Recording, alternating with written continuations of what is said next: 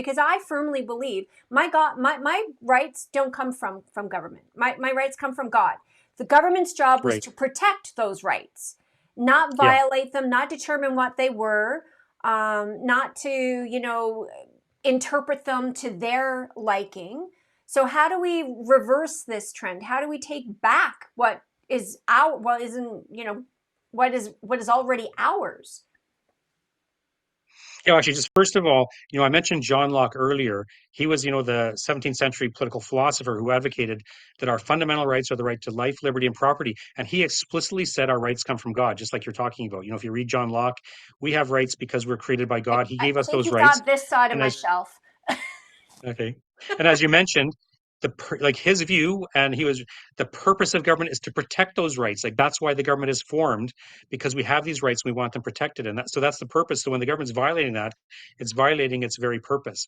Now, it's going to be hard to get back to that because our the rights that we have, like we have them in constitutional documents, but when they lose support in the population, it's easy for the government to erode them. I think that's like our biggest problem, is not just the politicians and the courts and the constitution, but our fundamentally the beliefs of the individual people have been changing, gradually over the last 30 or 40 or 50 years. So people don't support these same ideas of freedom as they did before. You know what I mean? Like our politicians actually, to some degree or another, really reflect the voters. So if you're getting socialist politicians elected, that's because the voters are opting for that kind of thing. You know what I mean? So the fundamental problem is always the grassroots problem, that educating people to understand these issues.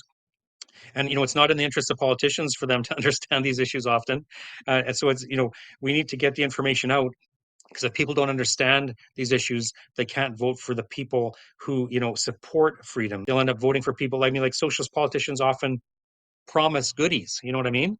Like their idea is to have a bigger government, higher taxes, and they have goodies, and so they're going to offer people goodies. Vote for me, and you'll get these goodies, and and people will go for that. You know what I mean? And so with Trudeau is offering.